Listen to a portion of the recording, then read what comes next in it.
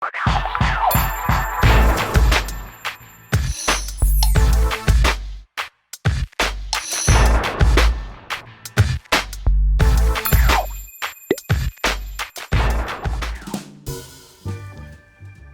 है, बस एक आखिरी सवाल है एक सिद्धांत को लेकर, क्योंकि उसके बाद हमें तैयार हो जाना चाहिए, वरना शादी में हम लेट हो जाएंगे।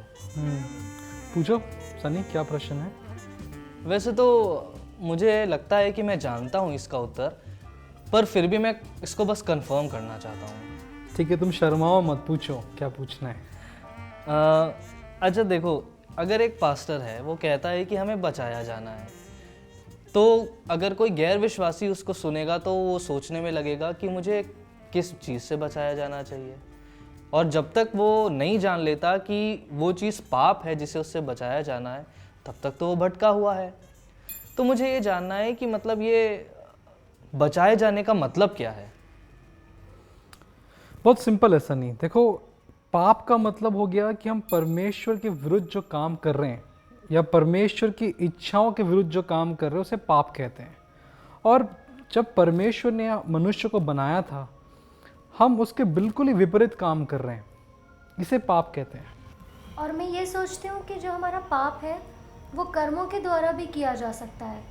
हम अपने व्यवहार के द्वारा भी पाप कर सकते हैं, या फिर उससे भी कि हम क्या सोचते हैं, और अपने स्वभाव के कारण भी हम पाप कर सकते हैं। स्वभाव के कारण, इसका क्या मतलब है? देखो, हम जब यीशु मसीह को ऐसा अपना उद्धारकर्ता स्वीकार करते हैं, उससे पहले भी हम स्वाभाविक तौर से हम पापी हैं।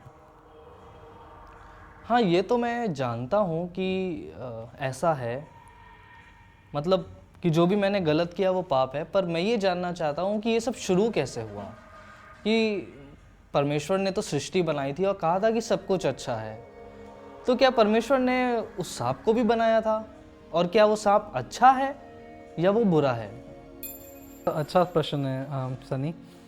देखो, जब परमेश्वर ने सृष्टि को रचना किया, जब परमेश्वर ने मनुष्य को बनाया, उससे पहले स्वर्ग में कुछ परमेश्वर के दूतों ने परमेश्वर के विरुद्ध में जाके पाप किया। और मुझे लगता है ये वही स्वर्गदूत हैं जो आदम और हव्वा को भटकाया और पाप करने पे मजबूर कर दिया। पर पहला पाप तो निश्चय ही आदम और हव्वा से ही आया था।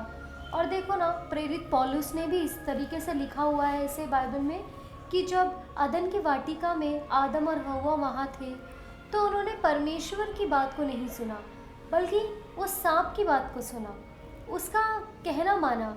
और मेरे ख्याल से ये सब रोमियो के 5:12 पद में लिखा है। मैं आप दोनों को पढ़ के बताती हूँ।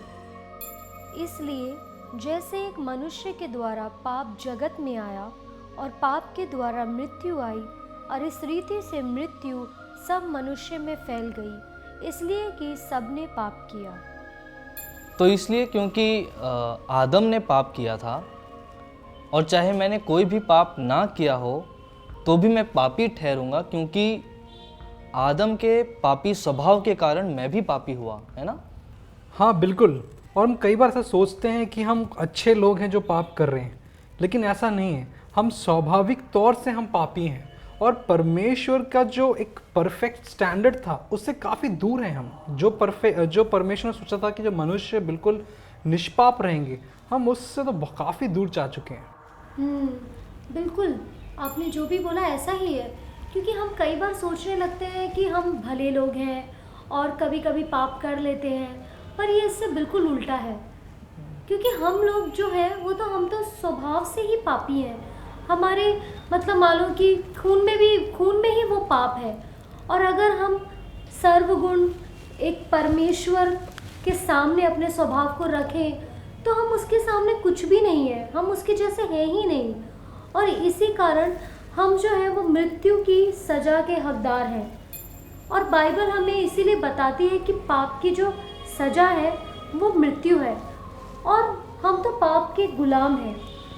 और पाप जो है ना वो हमारा स्वामी है, और हम उसके साथ बंधे हुए हैं। और हमारे पाप का जो वो मूल्य दिया जाता है वो निश्चय ही मृत्यु ही है। हाँ, और देखो, जैसे कि हम पूरा दिन मजदूरी करते हैं, तो हम पूरे दिन के लिए जो हमें ज़रूरत की चीज़ें हैं हम उसको कर पाते हैं। लेकिन जैसे ही हम पाप की मजदूरी करते हैं तो हमें मौत मिलती है, हमें मृत्यु मिलती है। और शैतान चाहता है कि हम पाप की सेवा करते रहें, क्योंकि वो हमें विश्वास दिलाता है कि ऐसा करने से हम तृप्त हो जाएंगे। लेकिन ये सच नहीं है। पाप हमें कुछ देता नहीं है, बल्कि हमारे पास जो कुछ भी होता है वो भी छीन लेता है। और इसीलिए परमेश्वर ने अपने पुत्र को भेजा, ताकि उसके द्वारा हम पाप के बंधनों से मुक्त हो सकें और पाप से हम बचाए जाएं। इसीलिए यीशु मसीह जो है वो क्रूस पर चढ़े थे और बलिदान हुए थे, ताकि हम जो है मुक्त होकर जीवन जी सकें।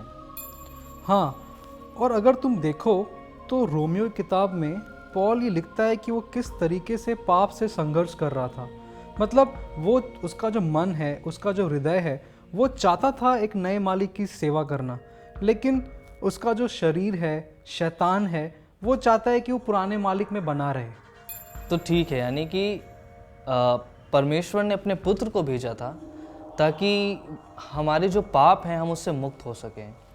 और इसीलिए यीशु मसीह भी क्रूस पर बलिदान हुए, ताकि हम पाप मुक्त होकर एक अच्छा जीवन जी सकें। हाँ बिल्कुल, यही सच है कि हमारी पापों की जो हमें क्षमा है, जो मिली है, वो यीशु मसीह की वजह से ही मिली है। तो क्या इसका मतलब है कि अब हम कभी भी नहीं मरेंगे? नहीं, ये इससे कुछ ज़्यादा है, क्योंकि अब हमें पाप की सज़ा नहीं मिलेगी और ना ही अब हम उस मृत्यु की मजदूरी के हकदार हैं। अब हमें सज़ा का सामना नहीं करना पड़ेगा जो हमने परमेश्वर का विरोध करने पर पाई थी, जिसके हम हकदार ठहरते हैं अभी। क्योंकि यीशु मसीह जो है उसने, जैसा कि आपने अभी कहा सनी, कि वो जो सज़ा है वो यीशु मसीह ने खुद अपने ऊपर ले ली है। हाँ, और देखो अब हम पाप के सामर्थ्य से बिल्कुल आज़ाद हो चुके हैं। अब हम पाप के अंदर नहीं हैं। और पवित्र आत्मा हमेशा ये कोशिश करता है कि हम पाप के स्वभाव में वापस ना जाए। वो हमें दिन पे दिन, प्रतिदिन हमें सामर्थ्य देता है कि हम पाप के ऊपर विजय पा सकें। जैसे मानो हमें वो अंदर से स्वच्छ बना रहा है, परमेश्वर के प्रति एक स्टैंडर्ड को दे रहा है कि हम परमेश्वर के सामने खड़ा हो सके। और जो परमेश्वर का, जब परमेश्वर ने सृष्टि बनाई थी, एक निष्पाप मनुष्य को बनाने की जो योजना थी, वहाँ तक हमें पहुँचाता है। तो मैं तुम्हें सारी बातों जो हमने की अभी संक्षेप में बताता हूँ। परमेश्वर के विरुद्ध किए हुए कामों को हम पाप कहते हैं। आदम और हव्वा के पाप करने से पहले परमेश्वर की कुछ स्वर्गदूतों ने परमेश्वर के विरुद्ध जाके पाप किया और परमेश्वर से अनंत काल के लिए अलग हो गए। हम पापों की गुलामी में हैं और पाप हमारा मालिक बन चुका है। पापों की मजदूरी है मृत्यु। परमेश्वर हमें प्रतिदिन पाप से बचाता है और अपने पवित्र आत्मा के द्वारा हमें पापों से मुक्त करता है। परमेश्वर ने हमसे वादा किया है कि वो हमें हमेशा के लिए पाप से मुक्त कर देगा और अनंत काल के लिए हमें अपने साथ रखेगा, जहाँ पे कोई मृत्यु नहीं होगी, जहाँ कोई पाप नहीं होगा और ना ही कोई पीड़ा होगी। और अगर हम अब इस डिस्कशन का एंड करते वक्त कहें कि अंत में अब हम पाप की वो जो उपस्थिति है उससे हम मुक्त हैं।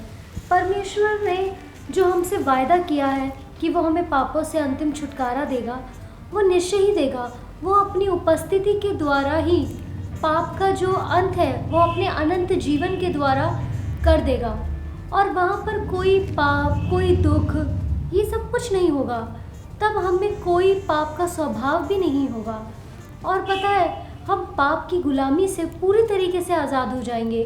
तब हम अपने उस महिमा में, अगर मैं इस शब्द को बोलूँ कि हम उसने महिमा में अस्तित्व में होंगे।